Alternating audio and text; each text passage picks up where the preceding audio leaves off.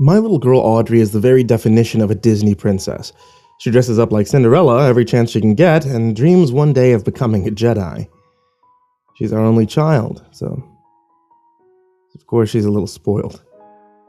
But her grandpa especially likes to dole on her with toys and plush animals from the company, so her room is filled with them. So I guess I shouldn't have been too surprised when I found out my dad had subscribed us to that new streaming service from the House of Mouse. I was a little excited, thinking about how we could stream Moana in one room with her and then get the chance to watch The Mandalorian in bed. One look at the confirmation email told me that somehow he'd gotten us the wrong thing. Disney minus. Sounds like the rejects, my wife joked. I didn't have the heart to tell my dad, so I figured I'd quietly cancel after a few days and just sign us up for the correct service.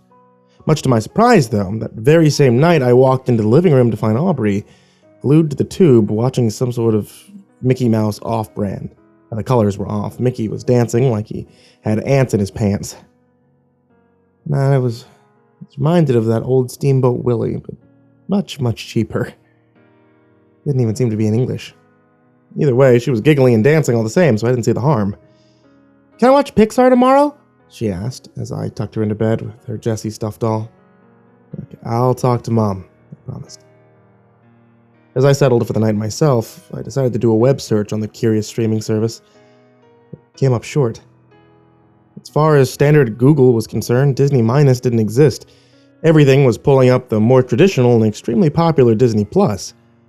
Thought nothing of it, and I went to bed only to be awoken a few hours later to music blasting from the den. I stumbled through the door to see our little girl plastered to our big screen television at 2 a.m. Tunes from a Frozen wannabe threatening to make our ears bleed. "Aubrey, what in the world are you doing?" I asked as I reached for the remote. She didn't seem to notice. Her attention focused entirely on the show. The moment I turned it off, she reacted like a spoiled brat, screaming and throwing herself on the floor. I hadn't seen her act like that in years. "Aubrey, it's a school night. This is ridiculous," I chided her. The noise got so bad that my wife came in to help. Spoiler alert, yeah, she's a little bit of a snorer. "What's going on in here?" she asked, as she saw her kick and shriek. She was even trying to scratch me as I tried to pick her up off the floor. She was constantly repeating the same thing over and over like a mantra. I'm like, "I have to finish the show. I have to finish." "Aubrey, that's enough," she bellowed. As she stood over her and added, "If you don't stop this behavior right now, we'll take away the TV for a whole week." For a moment, I thought maybe the words registered to her. But instead, she reacted more and more like a feral animal, ripping at her skin and trying to make me bleed, until she managed to get free and snatch the remote up. I'd never seen her like that before. "I've had enough! You're going to bed, young lady," my wife boomed. She was going to spank her, something we only do as a last resort.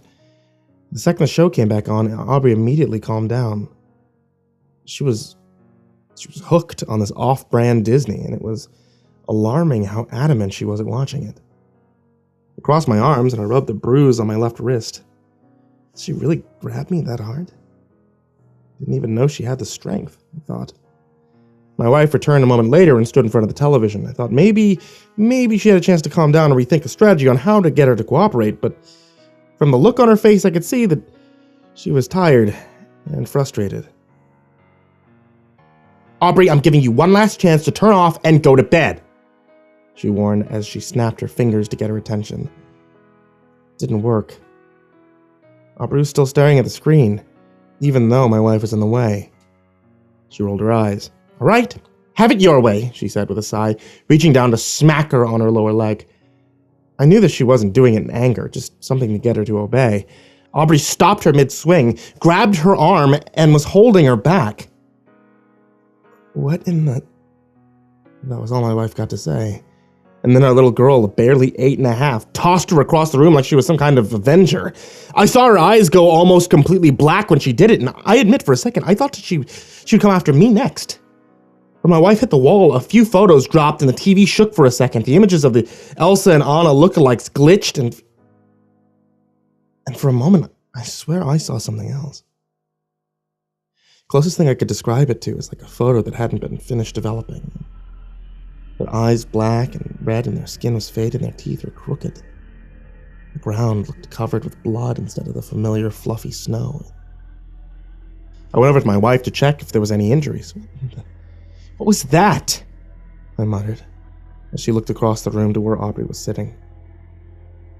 Aubrey had this weird smile on her face. She giggled. She was still watching the show. She was still dancing like nothing happened, but now I was convinced that this was beyond just a simple temper tantrum. "Try unplugging the TV," I whispered to her nervously.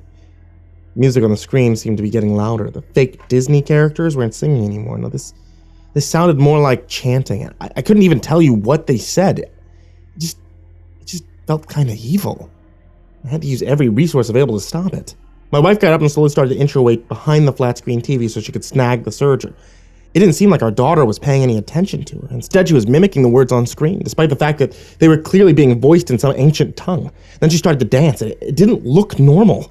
This bordered on ritualistic. She was weaving her body on the carpet the way like a voodoo doll might. Like she had no control over her limbs. I was so frightened by it. So frightened I didn't move.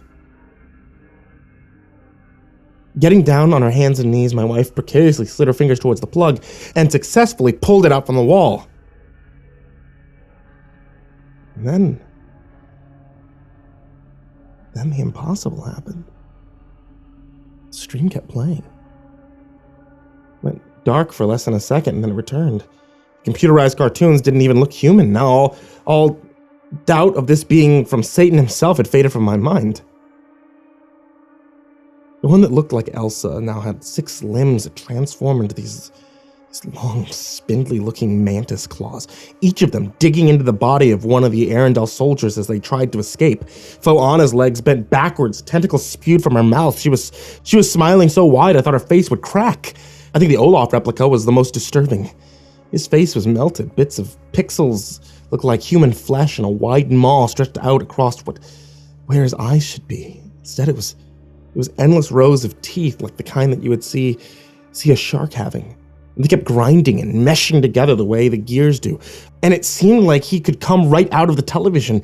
Aubrey was still dancing, twirling her body around mindlessly as her feet dragged onto the carpet and began to rub a strange pattern into the floor. It looked like she'd actually sprained, maybe even broken a bone. My wife pushed herself up, desperate to smash the TV to bits, turn off that demonic programming, but it was too late. Just as she slammed the device into the floor and the screen cracked, Aubrey became deathly quiet. On the carpet around her was burned what looked to be like some kind of sigil, and then she opened her mouth and spewed out what sounded like pure hate. Beasts at the gate, excrement of demons, awakening fury, blood in the sky, one true death, it beckons, it comes. A moment later, she collapsed as her eyes rolled back into her head and her mouth foamed, and I grabbed her on the way down. It lasted 2 minutes, longer than any seizure I had ever witnessed, and I worried about brain damage. Then at last, she blinked in confusion as though she had come out of a trance, looking towards me and my wife. "Mom? Dad? Why are we up? Is the house on fire?" Her eyes darted to the smashed flat screen, and then they got wider.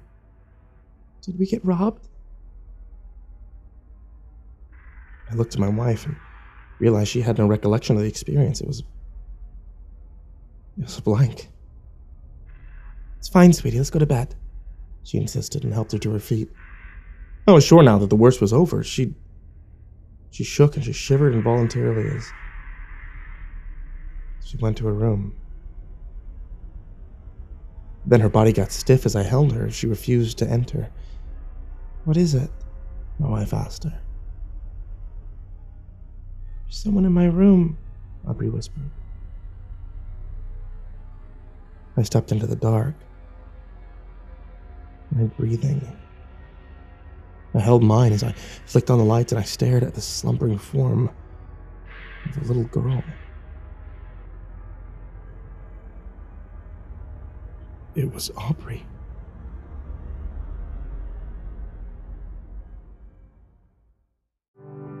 Hey there kids, and happy holidays. It's me, MrCreepyPasta. And I just wanted to tell you guys thank you for watching tonight's video. If you enjoy watching videos here on YouTube, then you should check out the MrCreepyPasta Storytime podcast, which is available on Spotify and on iTunes and on Google Play and everywhere like that. If you enjoy listening to MrCreepyPasta's Storytime podcast, you'll enjoy watching it on YouTube because it's the same show. You guys are both hearing the exact same thing at the exact same time.